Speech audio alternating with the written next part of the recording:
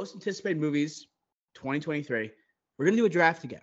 Okay. We've been hitting you with the drafts, but we know you love the draft. So we're going to continue to do so. Ricky Flex, if you have a coin, can you help decide what the order is going to be for this top billing? He flashes the heads and tails to the YouTube, and the flip says tails. It does. Let's go. I'll take second. I will take second again. The second straight coin toss. If no one's keeping track, but second straight coin toss. I've won. Ricky Flex, you're going to have the first pick. Me, I get the snake on the end around. Let's kick off the most anticipated films. What do you have? This is similar to the best movies of 2023 draft, where there's a clear 1-1, but the second pick, like there's a tier, I think, for me. There's a top three, but I think there's a clear 1-1. So it's like, oh, do you get two of your top three if you get the second pick, or do you get the clear 1-1? Obviously, I had the clear 1-1 since you had the second pick, and I'm going Killers of the Flower Moon. If there's a Scorsese movie coming out that year, you have to, with Leonardo DiCaprio and Robert De Niro, you have to take it. You have to take it. And let alone, it's off of one of the greatest books that we've had in recent memory. It's based off of, with Eric Roth on the script as well, one of the best screenwriters of all time, specifically with adapted screenplays, something based off of it. How can you not pick this? And the trailer shows a lot, but not exactly what happens. It shows a lot, but not too much at the same time, which is so hard to get a good balance of these days. And we might have a potential Oscar run for Lily Gladstone here, a newcomer, and obviously Leo and Jesse Plemons, our plump boy. So all in all, a Scorsese movie's on the board. You have to take it. Killers of the Flower Moon, October 20th. You don't have to take it because I wouldn't have taken it, to be honest. It's crazy. No, it's not. Not when you know who Dr. O is, and no one knows Dr. O better than Dr. O. This movie is very exciting. I had a question for you, Ricky Flex. Let's travel back to 2018 or 2017, and we first get news of The Irishman. Compare it to your anticipation now for Killers of the Flower Moon. What are you more anticipated for? The Irishman? Killers of the Flower Moon. Go.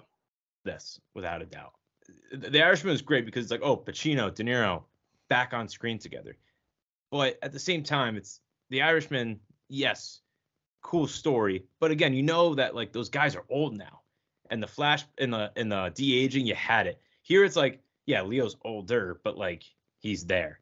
You have up and coming Jesse Plemons coming off an Oscar nomination. He's there. De Niro coming back to form, perhaps it looks like in this movie.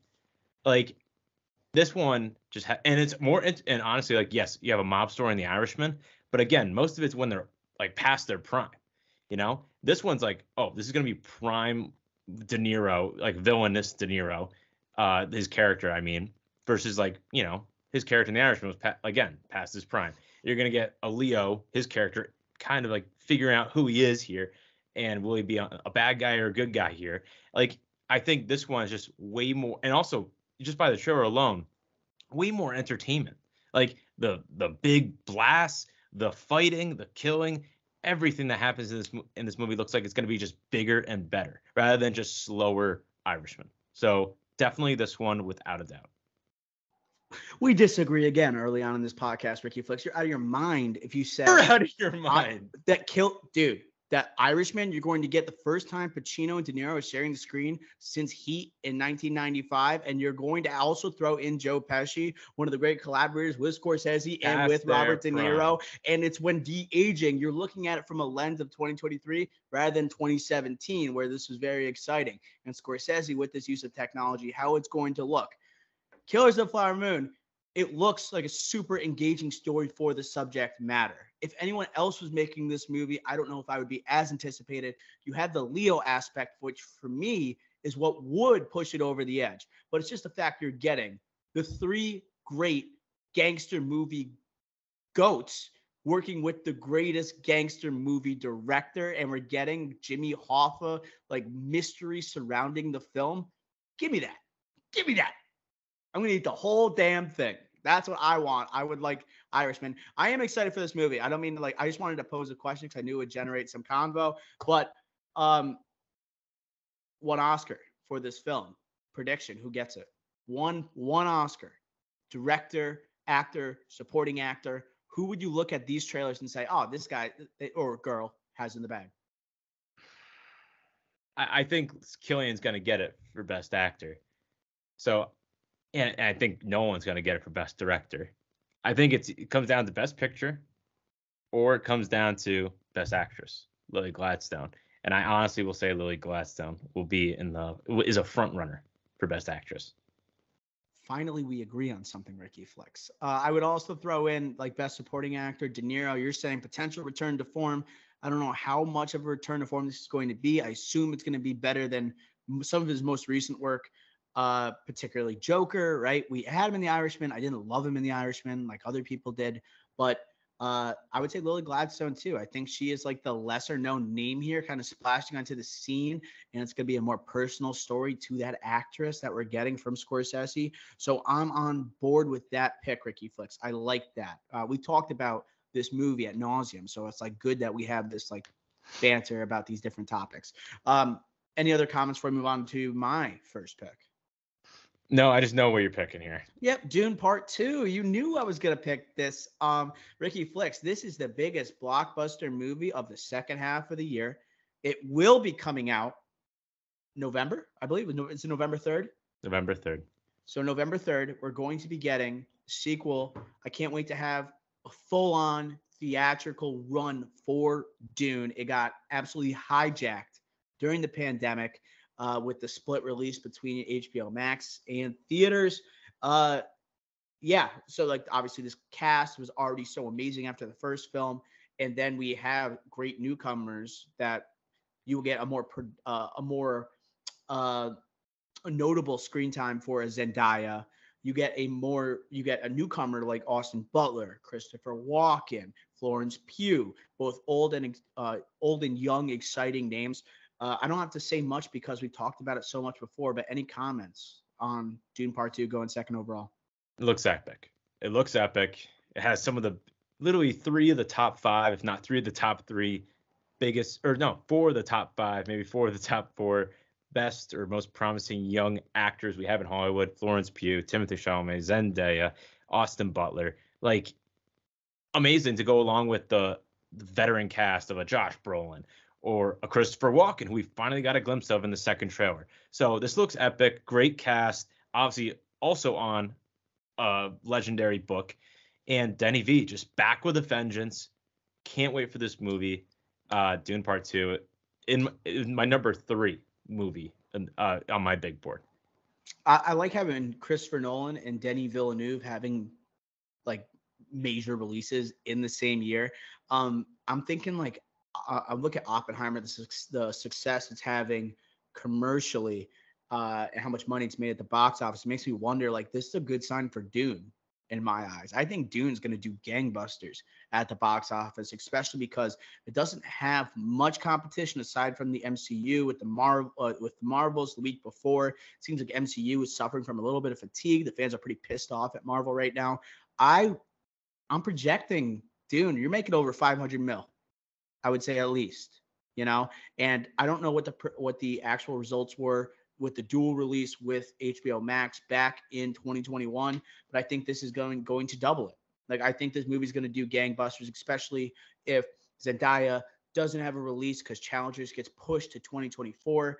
Timothée Chalamet has a lot of momentum going, especially with Wonka coming out later this year, and he's one of the biggest young actors. Austin Butler, same thing. And with a Denny V, who is like a visionary, like that, I would say is almost like he's a contemporary of Nolan, but it almost feels like he is the next Nolan in some way, despite the fact that they probably are similar ages. I think it's going to do awesome at the box office. What do you think, Flex? Yeah, like the first one made 400 million worldwide, and that was in 2021, and that was with a HBO Max release. So I'm going way over 500. Yeah, with that knowing 800, I would say would be like, yeah, that would be hugely successful. 750, 800. I also just want to say to that Nolan comment, like Denny V is probably my 3rd favorite director, right behind Nolan and another person that we'll draft here. Sci-fi visionaries. That's what I meant to say. Yeah. No, I was gonna say he's more of like, you're right. I think they are like very similar ages. Like 50-ish, low 50s. But he didn't really start till like late 2000s, like 2010, I want to say. And then he just doesn't miss. Enemy, Arrival, it's Prisoners, uh, like it's Dune. Like he just Blade never, Runner. just never misses. So Dune Part 2, I'm not expecting it to miss. Great pick. Which performance are you looking forward to most? It could be a returning cast member like a Zendaya or a Chalamet, or a newcomer to the cast. Who are you saying, watching that trailer? My favorite trailer of the year so far, by the way, the first Dune trailer. That's where my blood was, my blood level was not at my blood pressure was not at an appropriate volume. But I'm wondering, Ricky Flex, which one really like set it off the edge? There's so many. I think the boring answer is Austin Butler because of the look, because he steals the show in the trailer, not just with the look, but the emotion and the actual portrayal, what he's doing on screen. That's the answer. But you hear Zendaya is she's gonna be the co-lead in this movie. Timothy, he might need this before Wonka. After seeing that Wonka trailer, he might need this. And my personal, who I'm looking forward to the most, is Christopher Walken. Oh, I honestly don't know what to expect because that trailer looks like he's playing a very serious role, like non-comedic role. So I am really interested to see what Denny V does here with him and how Christopher Walken, again, he's going to be this guy, like this, the leader, emperor. Like I don't think he's going to have that comedic twist that we've known him in the 21st century. The ultimate test to know if Christopher Walken, if I'm buying it, is if I laugh the first time I see him and if I laugh again when he speaks for the first time. That's where I know if I believe Christopher Walken is in Dune Part 2. Like I had a hard time seeing it, but people forget like the film history he had prior to like those supporting roles, the SNL of it all, and then he can actually bring it. You talk about like De Niro and Killers of the Flower Moon, bringing it, right? Does he still have the juice? I want to see if Christopher Walken still has the juice for minimal screen time. I'm looking for him. I'm really interested in Chalamet, to be honest, right? As the obvious central figure of the story without any world building. Everything comes back to him. I want to see him shoulder this load and just dominate as a blockbuster actor, and we've seen him do so many things in like the Prestige route, right? We've seen him do so many other projects that are nominated for Oscars, but and we kind of got robbed of like him and see what he could do on a large scale level for the first Dune because of the pandemic. What can he do at the box office here right now? I'm very interested in seeing that. But also Austin Butler, like looking like Q-Tip. Like I want to see like what he's bringing to the table. Him coming off Elvis, obviously highly anticipated return. And judging by your comments, Ricky Flex, I assume you left Wonka off your big board. No comment. No comment. So we are on to the second round, first pick. And I'm gonna go with my boy. Alongside Tarantino as my favorite director, I have to call out for shout out David Fincher for The Killer.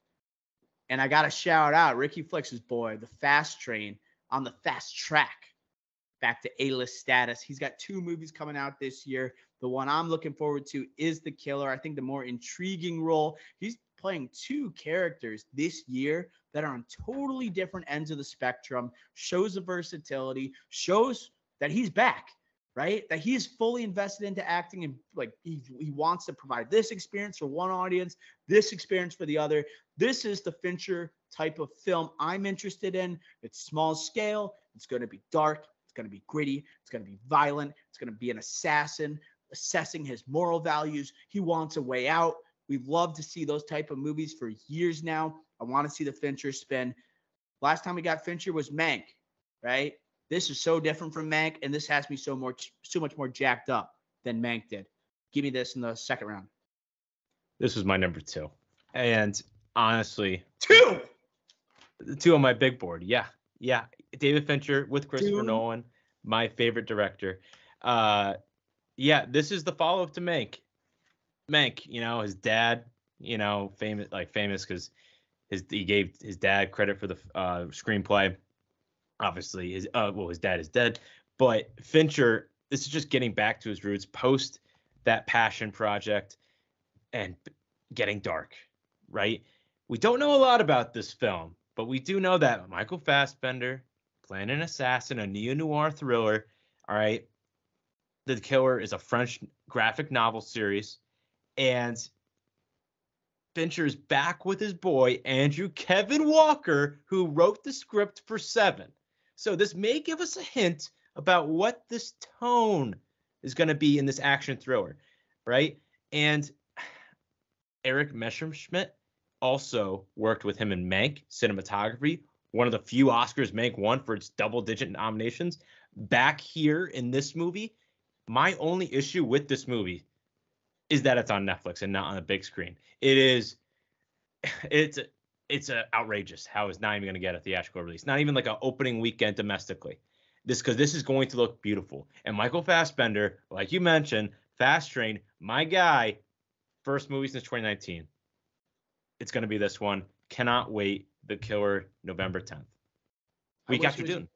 I wish week after Dune. I wish it was on the big screen. I agree, because I want to see Fast Train just dicing people up on the big screen, right?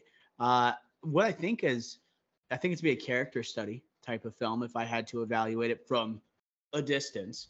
I would also say I kind of get the vibe from the images, like it has like almost the same shade as like Shane with Michael Fassbender, but a killer. You know, I think this could be really interesting character study from Fincher, and when you combine like his acting prowess with Fincher, he ain't gonna miss. He ain't gonna miss. And there has been whispers, this might be an Oscar contender later on, going into next year. Fincher back, Fast Train back, Ricky Flicks, second round pick. You are up. All right, my number 4, I'm gonna risk and not take right now. I'm gonna risk it. I'm taking it. I know what it is. So I'm gonna take another guy who needs a comeback. Okay, and something that I think you will take, and if you don't, I'll be shocked. So for the second round, I'm picking Ferrari. Ferrari. Christmas Day release, director Michael Mann has not done anything film-wise since 2015's Black Cat with Chris Hemsworth, which was a epic flop. Okay? Oh wait, yeah. Sorry, he definitely hasn't. The brain is working today. The brain is trying to work. But again, Enzo Ferrari, huge character that Adam Driver, one of the greatest actors in Hollywood, is going to play, founder of the infamous car company, hence the name. And again, there was links of Hugh Jackman playing this. There was links of Christian Bale playing this. But who gets it? It's Adam Driver, who also kind of needs a comeback after 65.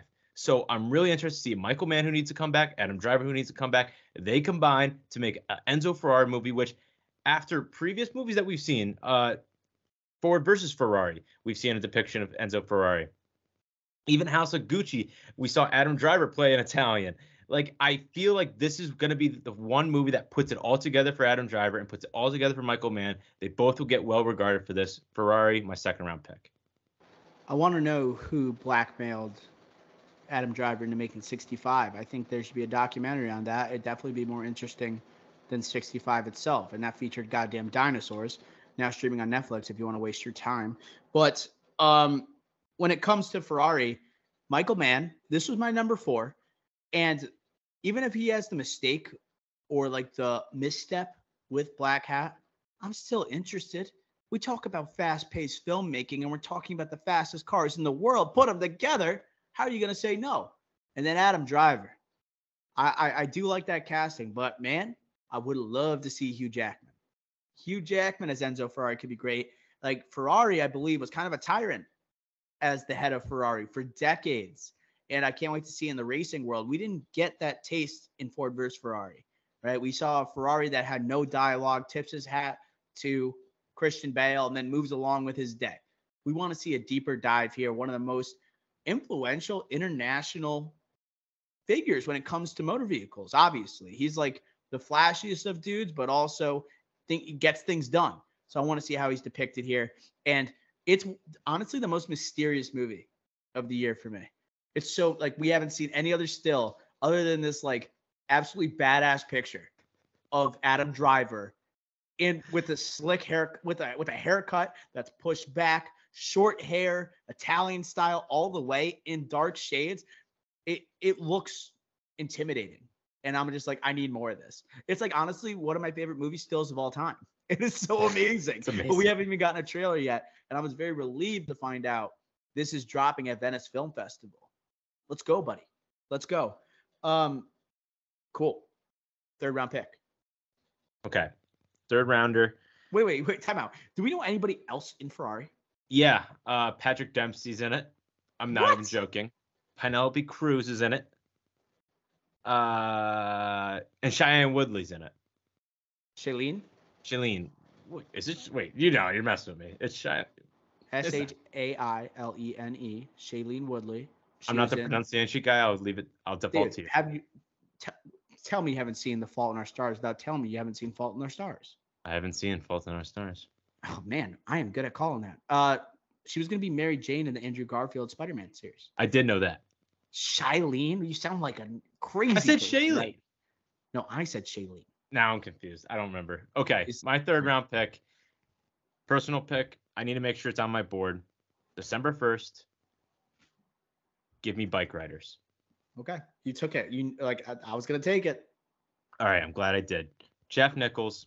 All right, this guy behind Mud, which was the start of the reconnaissance or the beginning of the reconnaissance, but gonna be big here with Jodie Comer, Austin Butler, Tom Hardy, Michael Shannon, Mike Feist, all part of Motorcycle Club in the 1960s. I'm so in. It's been a while since we've seen a Jeff Nichols movie. Been 7 years. All right, this is a passion project for him. And with a great cast, a great young cast, mixed with a Tom Hardy who's also been out of the game, who has two movies coming out this year, and a Michael Shannon where last time we saw him was in The Flash, kind of mailed it in a little bit. This is going to be back to core Michael Shannon that we know, like a Nocturnal Animals type of Michael Shannon, not a Bullet Train, not a Flash Michael Shannon. This is going to be back to his prime Michael Shannon. Cannot wait for this movie. December 1st. A Motorcycle Gang. I love Sons of Anarchy. This is going to be like prestige Sons of Anarchy. Cannot wait. December 1st. A lot of things to be excited about when it comes to this movie. Michael Shannon, him in Nocturnal Animals, I actually like him better than Aaron Taylor Johnson in that movie. I think he absolutely murders that. I love Michael Shannon. I don't think there's much that he's done where he's gone wrong. Kangaroo Jack. I thought he was awesome in Kangaroo Jack. I'll even throw that out there. But I wanted to talk about the settings. 1960s motorcycle gang. That sounds badass as hell, right? When we don't see many great motorcycle movies. I actually made a list, Ricky, of motorcycle movies. We obviously think of Wild Hogs when it comes to motorcycle gangs. Underrated movie. There's not many great motorcycle gangs. The Outsiders, do they ride motorcycles? I don't think so. Are they more bikes? They're young kids. Yeah, right.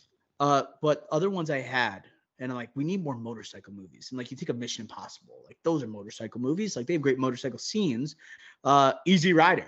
Easy Rider's got to be on there for the greatest films this week. Excuse me, I was reading a text.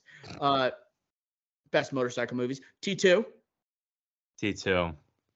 Arnold on the Chopper. Come on now. Him riding that with the high hands. It's not a motorcycle gang, though. We don't really see good motorcycle gang movies. Exactly. So that's what I'm saying. I'm excited for this. Not only is it a motorcycle gang movie, but with 1960s, we're going to get some really authentic motorcycles and an amazing cast that you're talking about. Second major appearance by Austin Butler this year to go alongside Dune Part 2. Jodie Comer, right? Talk about her. Like, we think of her. We don't think of her on a freaking in a leather jacket on a motorcycle. Like, give me all that. Excuse yourself, Dave. Place Behind the Pines. Place Behind the Pines motorcycle movie. I would say Goss God. There's very few people that look good on a motorcycle there. And then I had Ghost Rider. Ghost Rider. Of course, Ghost Rider. Could not forget it. Not forget it. No, you're right. And I think Sons of Anarchy kind of dominates the 21st century of like motorcycle, at least on film, right? TV, movies, whatever you want to call it, right? So we got to get past that. Mines just ended. right? The Sons of Anarchy sequel series or whatever you want to call it, spinoff. We need this. And Austin Butler, to connect it with my Ferrari pick, again, there's rumors that the Ferrari, that Michael Mann does such a great job, and Adam Driver does such a great job. Michael Mann, Heat 2, Adam Driver, Austin Butler, potentially in next Heat 2. So I'm just saying, I'm just connecting links here. I'm just connecting links. That's all I'm saying. Yep, you are the center of the kangaroo court when it comes to rumor mill. Rumor mill. Spreading. That's you. It's in the pot. Honorable mention for motorcycle movies. It's not a movie, but it's True Detective season 1 with the one-shot episode with McConaughey. Sorry, I had to bring that up as well. Great pick, Ricky Flicks. So on to the third round. Ricky Flicks, I had a question. Was that the one you were sitting on? You were hoping I wasn't going to take? Yes, and I thought you were going to take Ferrari no matter what. I was. But honestly, bike riders, I think it could be better than Ferrari, man. It's my number 4 on my big board. It's a unique, I think it might be ahead of Ferrari now that I think about it. Like it is for me. That cast is so exciting. Mike Nichols, Jeff Nichols, excuse me. Mike Nichols, different filmmaker. But having him at the helm, I think it's going to be interesting. Tom Hardy back in it, dude. That might be the performance I'm dying to see. And no one rides a motorcycle better than Norman Reedus. Shout out Walking. Yeah, good call. You could picture Tom Hardy, like Mad Max Fury Road. Like, Ricky, he is perfect for this. Ricky, we're going to start something here. Tom Hardy for Best Supporting Actor. That's what we're going for. Or it's the lead. He might be the lead of this movie. So I think he's the lead, and Michael Shannon's going to be supporting. Because Michael Shannon's been Michael Shannon is he's the gang leader, no doubt. Tom Hardy is like the next guy up who's trying to like supersede Michael He's the Shannon. Charlie Hunnam in Sons of Anarchy, and Michael Shannon's the Ron Perlman in Sons of Anarchy. Yeah, I like this. No, this is great. And Austin Butler, like this is so I cannot wait for this movie. I'm going with an A24 movie for the beginning or at the end of the third round here. I'm going with The Iron Claw. The Iron Claw is a movie that won't jump to mind for a lot of people. But let me remind you who's going to be appearing in this movie. Holt McCallany will be in this movie. If you don't know him, he is Mindhunter, part of the Big Three in Mindhunter. He's absolutely stellar in that show. Check it out if you haven't seen it. We're big Fincher heads. Obviously, he's one of our guys. Harris Dickinson, Triangle of Sadness. They were also going to get Zac Efron in an A24 film, as I presume to be the lead of this film, judging by the still that came out.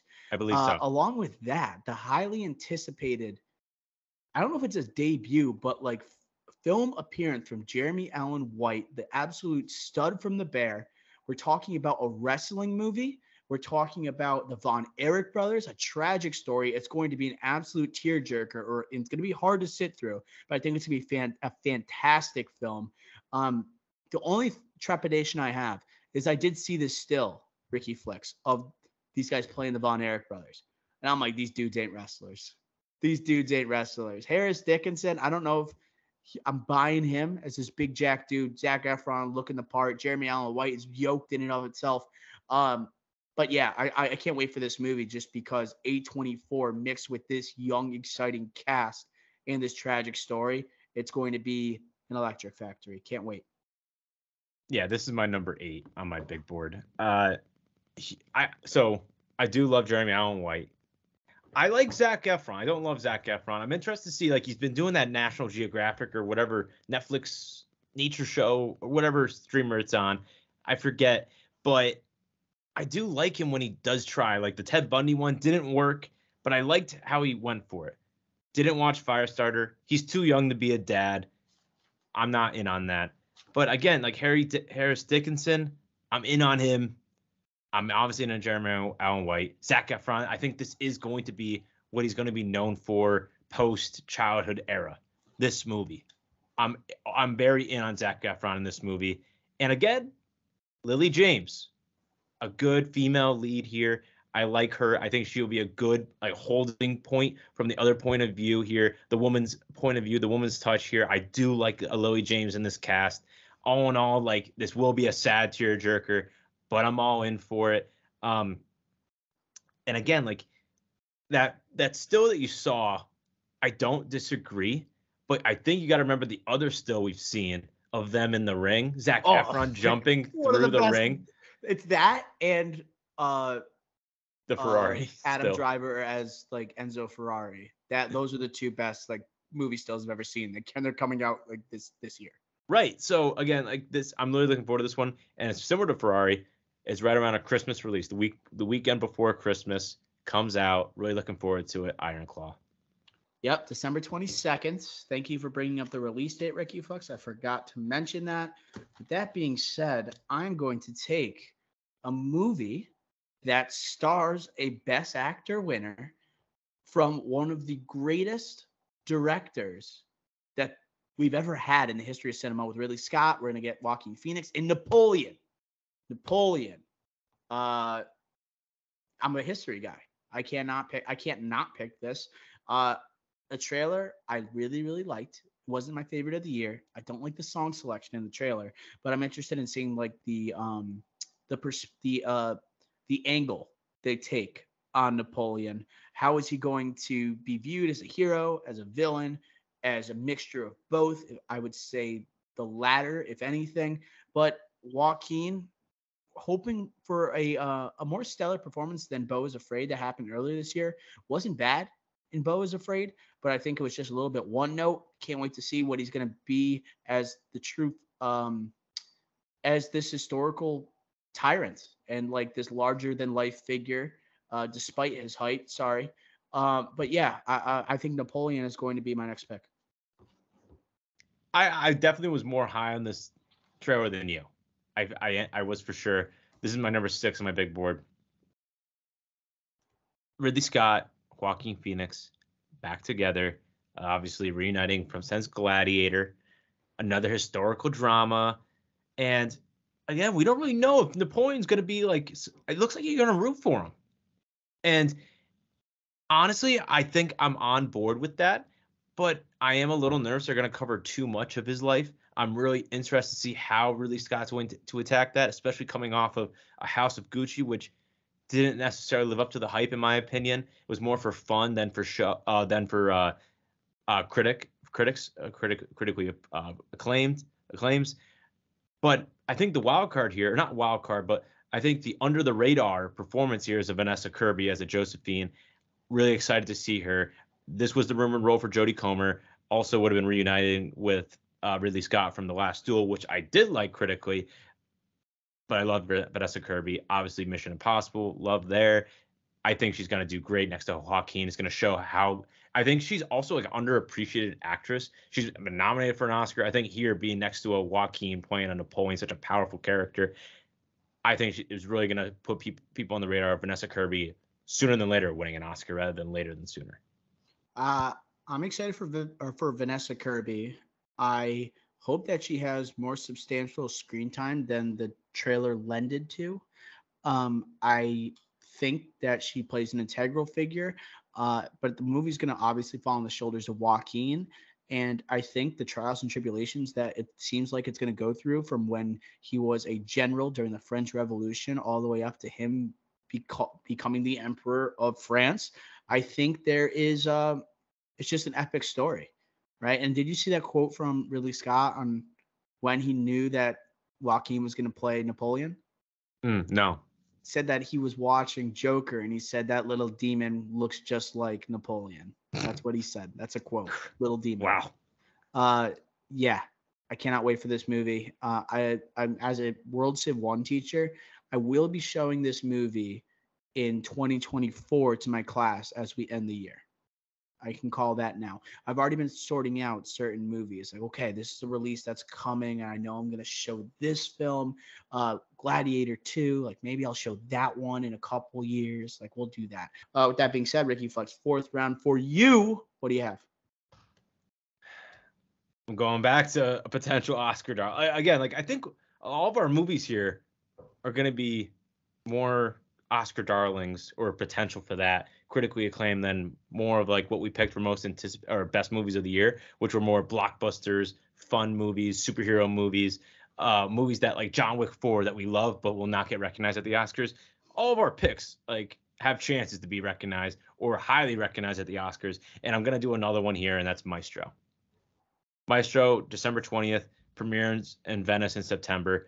Bradley Cooper is back. First time he'll be starring in a movie since 2021's Nightmare Alley. First time directing a movie since A Star Is Born 2018. Pumped to see him writing, directing, and leading in this with a Carey Mulligan at his side, with a Jeremy Strong at his side.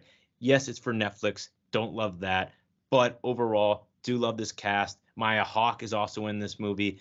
And I also, Leonard Bernstein. It's a Leonard Bernstein biopic, more or less. And Maestro, is we saw Tar with a conductor movie recently. Todd Field, unbelievable movie. Cate Blanchett, best performance of last year in my opinion.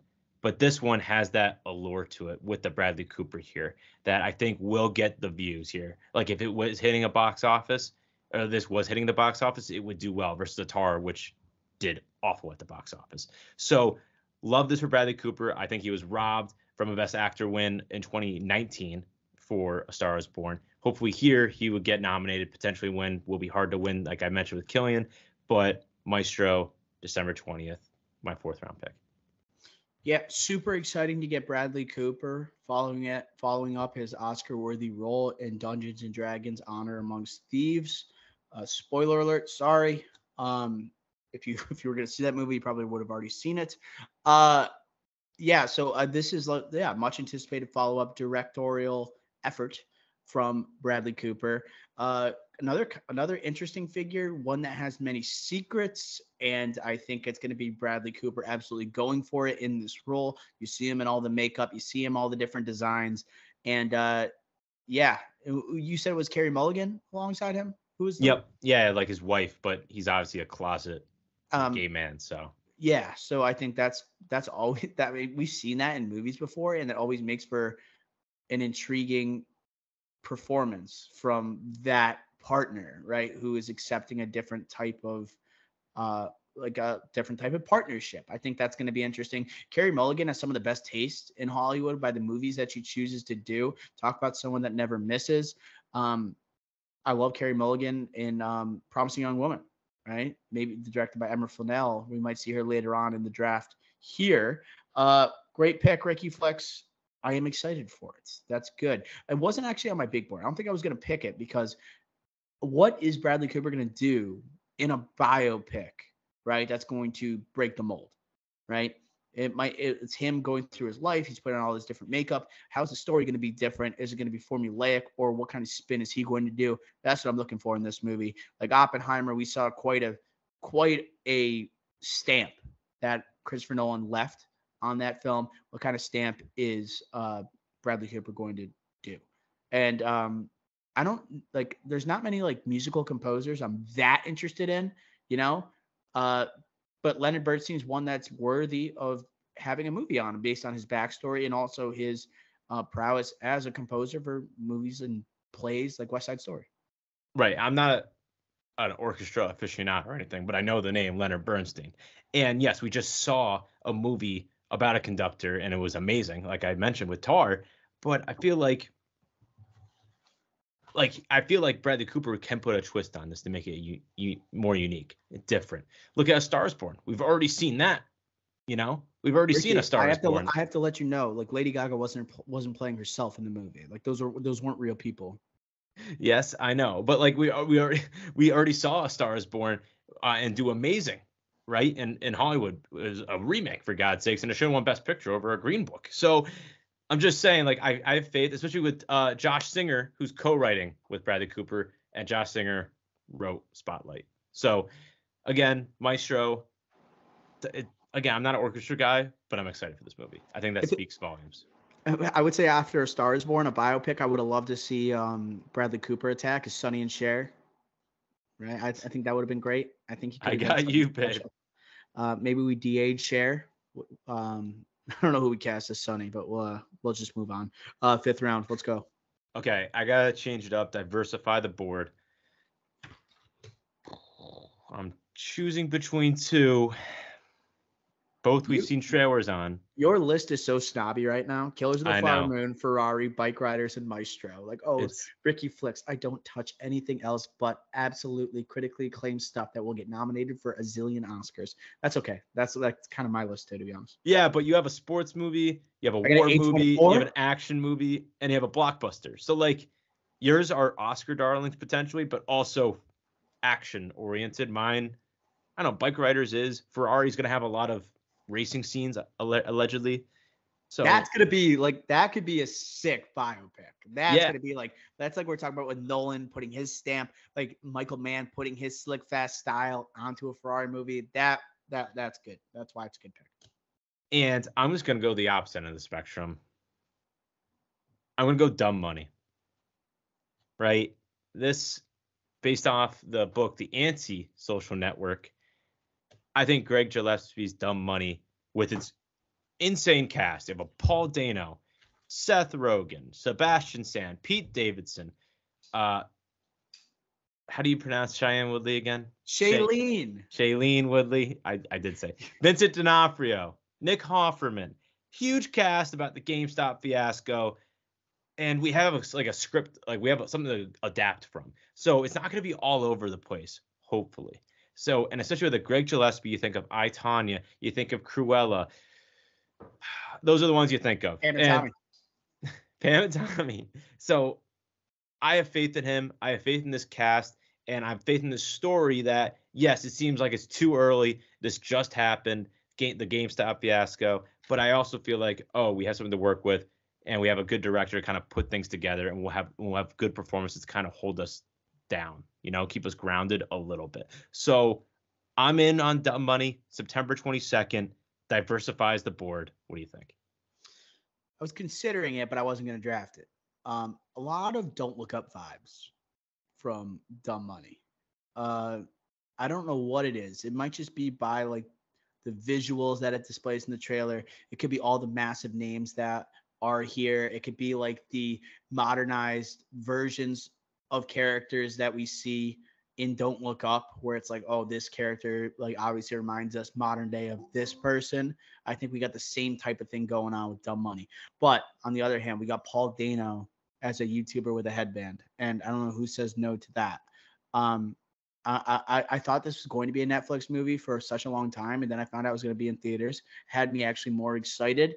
Yeah, this is good. And Pete Davidson, can we do something different? Can we do something different? I watched this trailer again today to prepare for this, and I don't think he's. We after King of Staten Island in 2020, we were like, oh my god, like hey, like is he going to try and do something? But he's kind of regressed from there and just become Mr. Cameo, Mr. Supporting role that does the same thing, stoner dude in every single movie. But I'm going to be there for Paul Dano, dude. Sebastian Stan also looking a little greasy, little Tommy Lee, and a Craig Gillespie. How are ye? I'm very excited for that. So I think it's going to be a scene stealer. The Don't Look Up analogy is perfect, and it's making me regret this pick.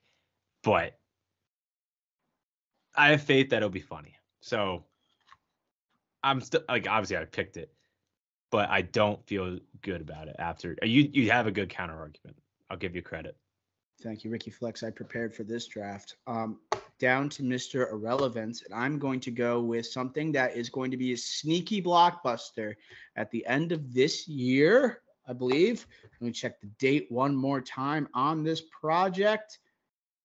September 29th. So no, it's going to be in like literally a month and a half.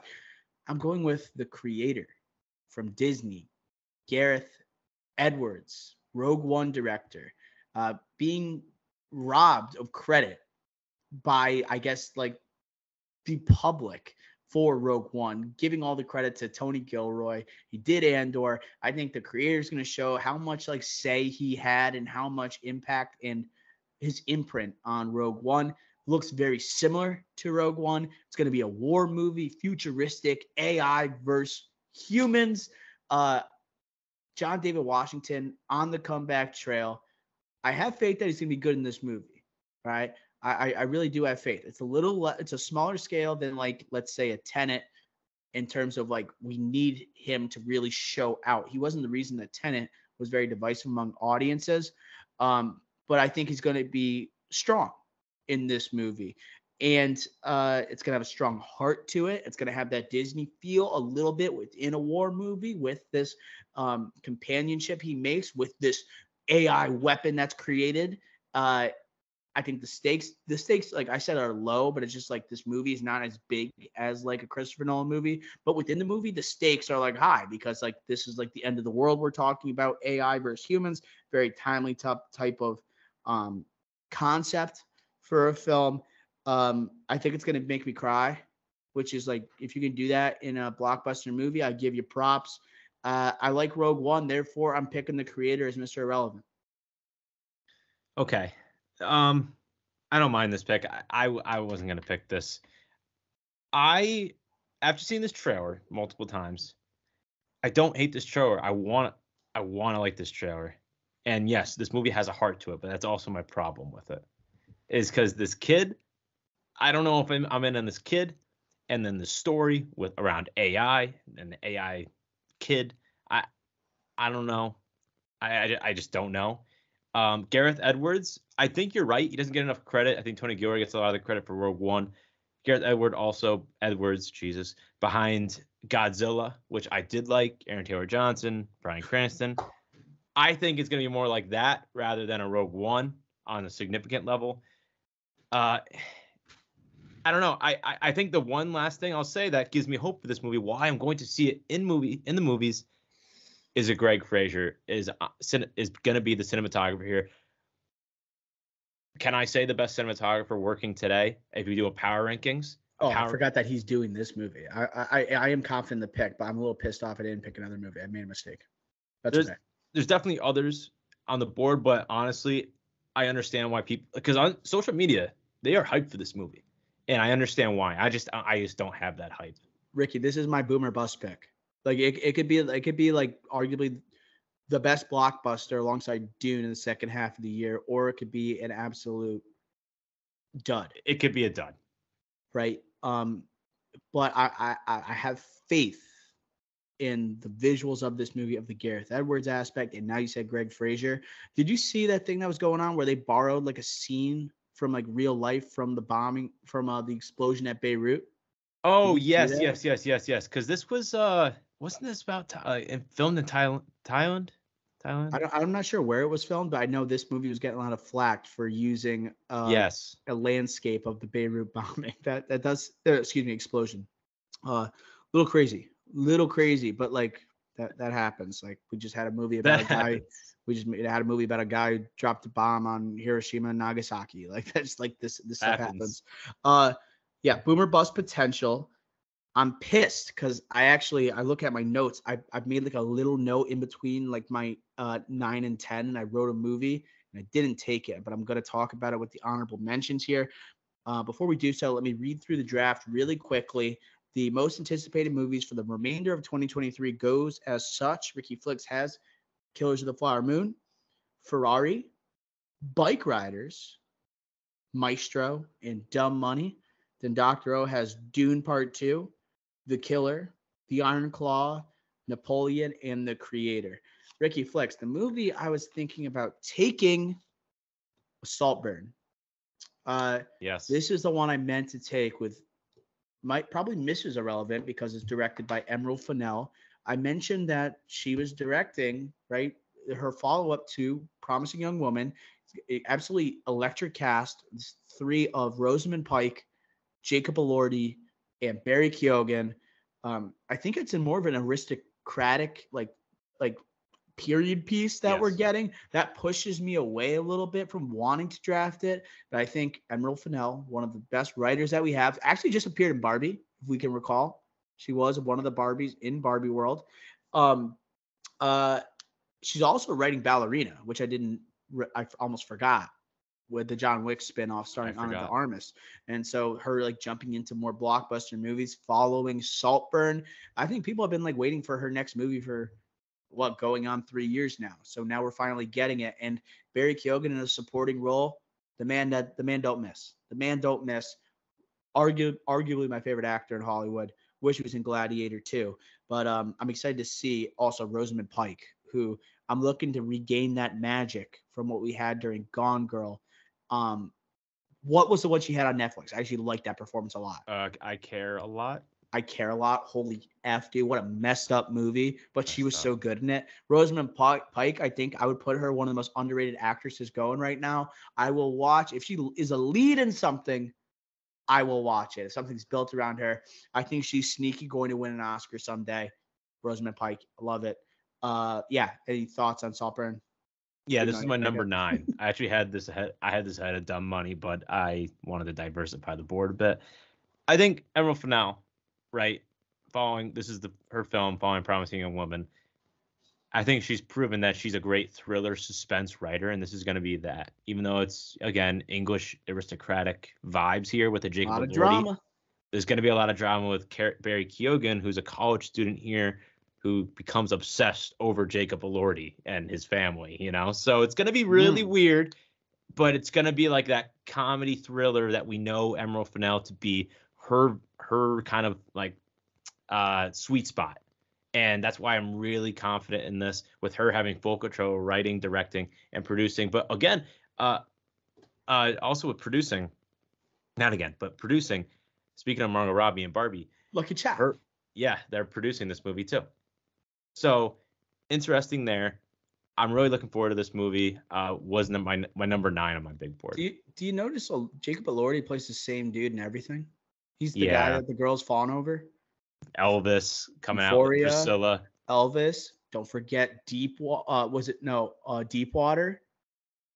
Ana de Armas and Affleck. Oh my God. Who's also in that one. And now we have this one, Barry Keoghan. It seems like he just plays this dude that's being fawned over. And you brought up Priscilla.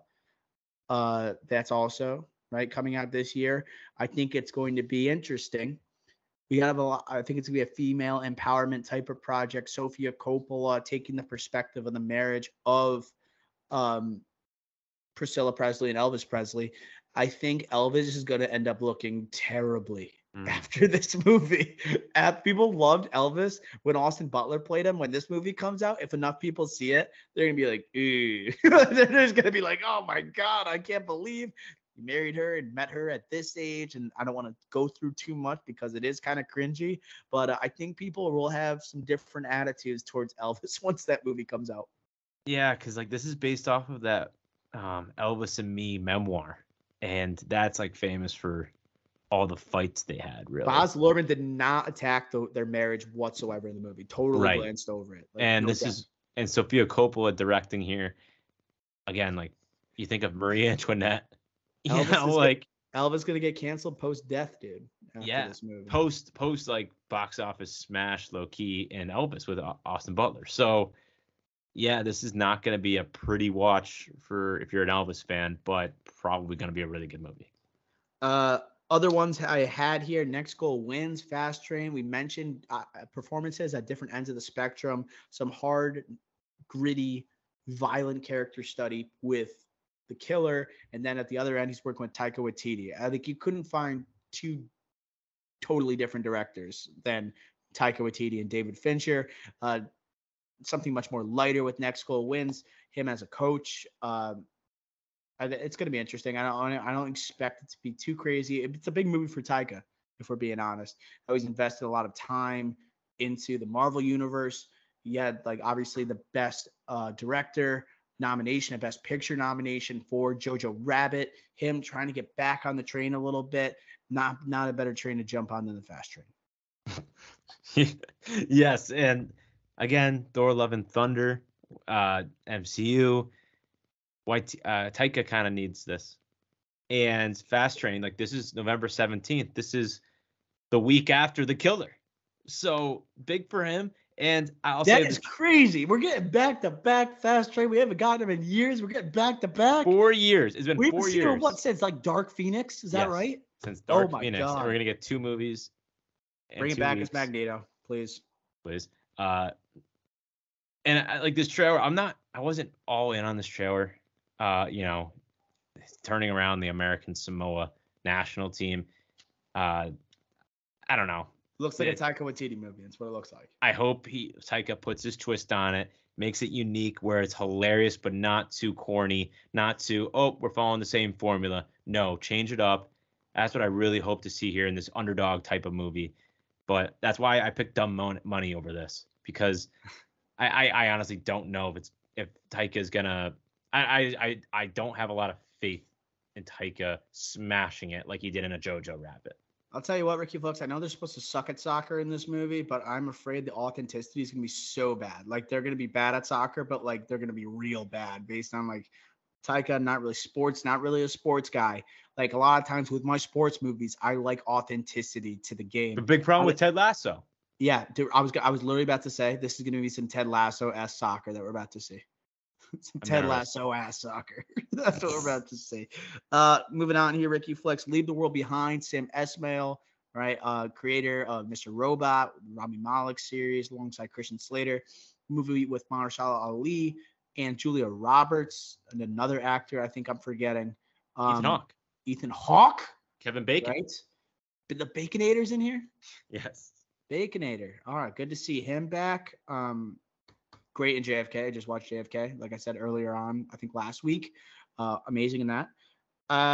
Yeah, so that's on there. I don't know much about the story. To me, it's more about the cast and the director, and I think there's a lot of hype surrounding this movie, especially with I think it's a December release that we're getting December this 10th.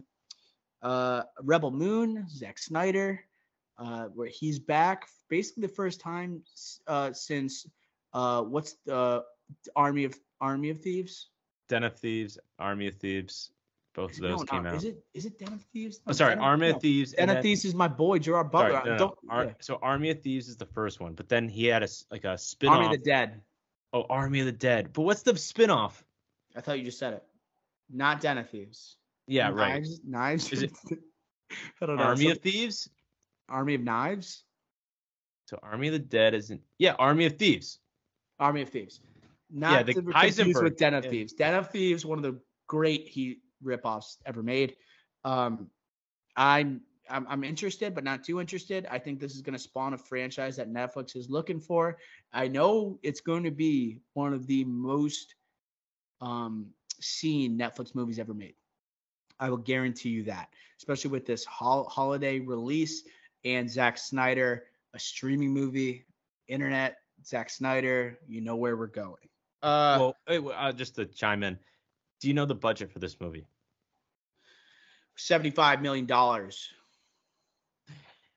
This has a $166 million budget. It's like I think they want this to be like a Star Wars level franchise for them. Not to like that extent, but like be like their sci-fi flagship franchise. They want it to be a darker side of Star Wars IP-ish thing, you know? And I think there's already this is going to be 2 parts. So this is only part 1, I think. I am kind of looking forward to it. I'm not looking at Charlie Hunnam. I don't know how to pronounce Diamond Hansu. Thank you. Anthony Hopkins. Like Ray Fisher. Ray Fisher. Corey Stoll. Anthony Hopkins is playing like a demon or something. So is he playing the devil? There are like interesting things about it. It's just like this might be a little too ambitious or too this just feels like this is going to be like another Army of the Dead where it's like, it was good, but like it's on streaming. You're saying it's Star Wars. Like it's not. Are people going to actually care about it because it's on Netflix? You know? Right. Yeah, but Snyder's one of those guys who believes in Netflix, just like Fincher's one of those guys. And then I had Driveway Dolls. That's one of the Coen brothers, right? Solo Jaunts, Margaret Qualley, a lot of like buzz around that performance. And similar, I think it's a lesbian type of story. We got one coming up with Bottoms later on this month with Ayo Edebiri, Rachel Sennett. We're going to be attacking that on the pod. I'll tell you that, Ricky Flex, especially with Rachel Sennett, homegrown actress. So we gotta support her. Any other movies that you wanted to bring up? There's not much. I think we covered most of them. I'll say Blitz, Steve McQueen, another guy that just doesn't miss. Saoirse Ronan's going to be starring in that. That's going to be a historical drama set in World War II. Apple Studios also a part of that. Harris Dickinson's a part of it. So interesting movie there. I'll mention because another one of my guys, Chris Pine's movie, directorial debut. Pool Man coming out in September. Yeah, in September. I forget the exact release date, but He's directing it. He wrote it. He's That movie starring in it. I think that movie's gonna suck, to be honest. Why is that at Venice? I'm a little interested for a mystery comedy film. I'm interested why it's going to be. Oh no, isn't Venice or Toronto? It's one of them. Venice. I thought it was Venice, but Okay, like it well- gives me like the Cable Guy like vibes for some reason. I don't know. Well, they've mentioned the Big Lebowski type of like charm to it, so I'm interested there. Oh, okay. And a Jennifer I Jason hate the Leigh. Cable Guy. That movie sucks. I hate that movie. The Cable Guy is that supposed to be like a cable guy?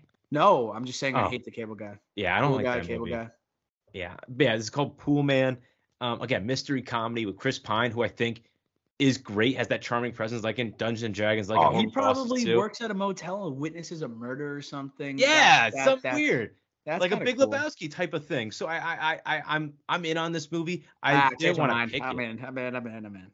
I'm very in on this movie. Jennifer Jason Leigh is in this movie. I think she's a phenomenal actress. Why would she? And she only does good films. Why would she do this film? I like this. I would never have picked it, but I gotta mention it. Honorable mentions. Yep. I like that shout. Other blockbusters, Wonka, we didn't bring up. We didn't bring up the game, not Game of Thrones. Hunger Games spin-off Ballad of Songbirds and Snakes with what's her face from West Side Story, Rachel Zegler. Rachel Zegler. Viola Davis is in that. Peter Dinklage is in it. Dinklage. Yep, I'm interested, but not that interested. And Poor Things, Emma Stone, Willem Dafoe, Yorgos, who does like things like The Lobster, who is a really creepy type of director, very interesting visionary. I haven't seen many of his films, but he has a very loyal fan base. I might want to catch up on his filmography because I like Emma Stone. I like Willem Dafoe. I'd be very interested in watching that. All right. But I think that does it for the honorable mentions. I think that's going to do it for episode 255 of the Drive-In Podcast. Make sure that you are staying tuned to the podcast. We have the checkup coming up this Friday. We have to go over the Loki trailer, Ricky Flicks, season 2, and guess who's in it? Ki-Wai Kwan. But guess who else is in it? Jonathan Majors. Looks like he's going to be sticking around for a little bit in the MCU, at least for the near future. We'll see what the distant future holds. Make sure that you're also, if you're watching on YouTube, you're liking, you're commenting, and you're subscribing. If you comment, we'll comment back. Make sure you're also following us on our social media pages at The Drive-In Pod on Twitter and Instagram. I will also say on YouTube, we are at capital T, capital D, capital I, then lowercase podcast at TDI Podcast. And then wherever you listen, please shout us out for a review. Rate us 5 stars. And if you leave us a review, we will shout you out in the pod, just like we did Fard the other day. Shout out Fard. I'll keep on saying shout out Fard until we get another noteworthy review to read on the podcast. But you will be rewarded if you do so. Tell us how you're feeling. Thank you for listening in. So that's going to do it for Ricky Flicks and Dr. O. Until next time, we will smell ya.